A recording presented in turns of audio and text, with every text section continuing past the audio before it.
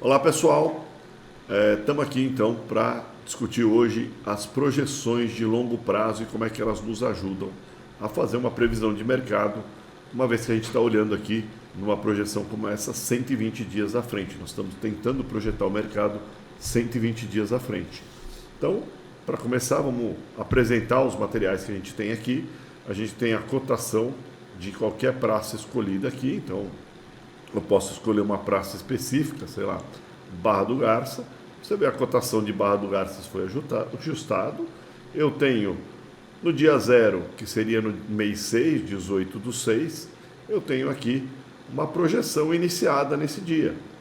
E essa projeção projeta então até o mês de outubro, até o mês de outubro aqui, a gente bota até o mês dia 8 de outubro, eu tenho uma previsão de preço até esse dia 8 de outubro para essa praça. Uma projeção máxima, uma projeção mínima e uma previsão na linha azul aí, que seria o que ele espera do mercado. Então, legal, estamos então conseguindo olhar isso daqui, mas ele me traz uma outra informação que é muito importante, né? Essa projeção, então, ele me dá os números aqui, os números finais. Se a gente puxar aqui, a gente vai ver que ele está trazendo os mesmos números dessa tela, mas, como eu disse, ele traz uma outra informação muito importante. Então aqui eu tenho o contrato futuro do boi gordo para o vencimento 9. Lembre-se, eu estou fazendo mês 6 e estou olhando então o final do vencimento mês 9 e ele está falando, olha, lá no mês 9 eu pago 327 no boi de São Paulo. Poxa, mas lá no boi de São Paulo, quanto isso significa no meu boi aqui na minha praça Barra do Garça? Eu estou olhando aqui, me interessa saber o que significaria esse preço aqui. Bom, 327 no boi de São Paulo. Se eu considerar que o diferencial de base em São Paulo é de 12% a menos, né, nessa época de setembro, então eu vou esperar um preço de 288 no meu diferencial de base. Se eu travar São Paulo, eu esperaria esse preço. Poxa, esse preço está registrado aqui nesse quadradinho que a gente tem em laranja aqui, vejam, contrato futuro. O contrato futuro estaria aqui embaixo, 288, né? Então, não é interessante, nesse momento, eu fazer um hedge com o preço mínimo aqui, né? Então, se eu for fazer alguma estratégia de defesa, porque eu estou com medo do mercado, eu tenho medo de uma queda, eu devo tomar uma estratégia que me deixe a ponta de cima aberta. Ou seja, se o mercado cair, tudo bem, eu estou protegido, mas se ele subir e tiver em preços maiores, eu posso ganhar. Então, eu posso comprar um seguro de baixa ou fazer uma estratégia para baratear esse custo do seguro de baixa e surfar nessa alta, ok?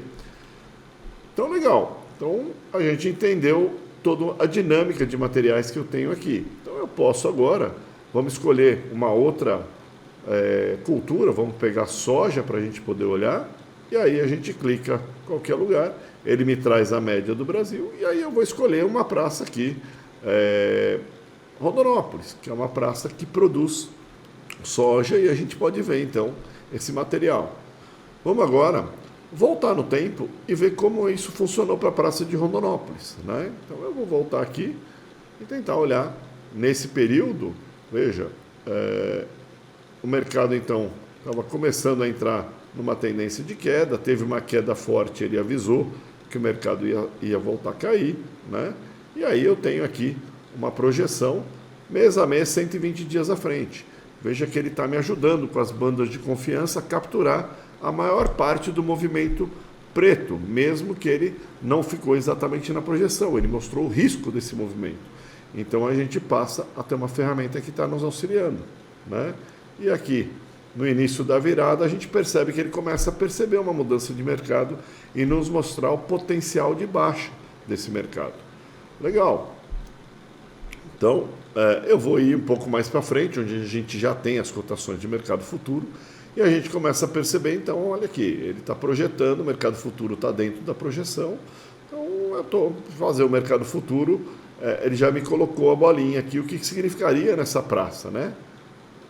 Eu posso ir mais para frente, olha lá, aqui eu tenho uma oportunidade, o mercado futuro está acima na minha banda superior, ele está indicando uma potencial virada, uma calmaria no mercado, e eu devo monitorar esse mercado com a minha projeção de curto prazo, que eu consigo enxergar coisas mais curtas, um movimento das praças, uma mudança de mercado na minha projeção de curto prazo. Então eu monitoro lá e aqui eu venho olhando de vez em quando para ver como é que está essa tendência.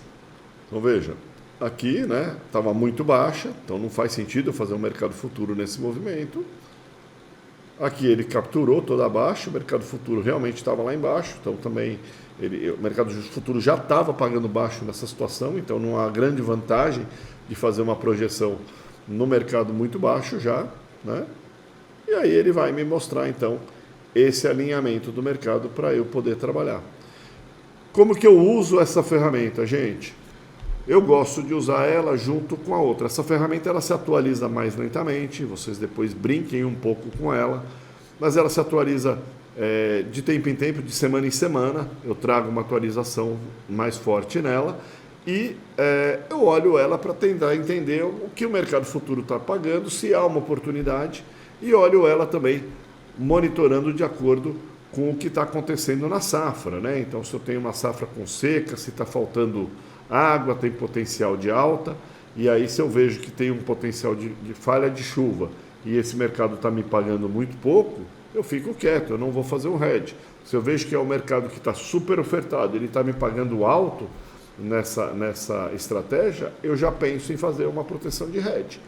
Automaticamente eu também trabalho muito paralelo com a projeção de curto prazo, que ela é diária, então ela me traz o que está acontecendo em várias praças, e aí eu monitoro essas duas ferramentas em paralelo para eu poder entender e tomar uma decisão melhor no mercado, ok?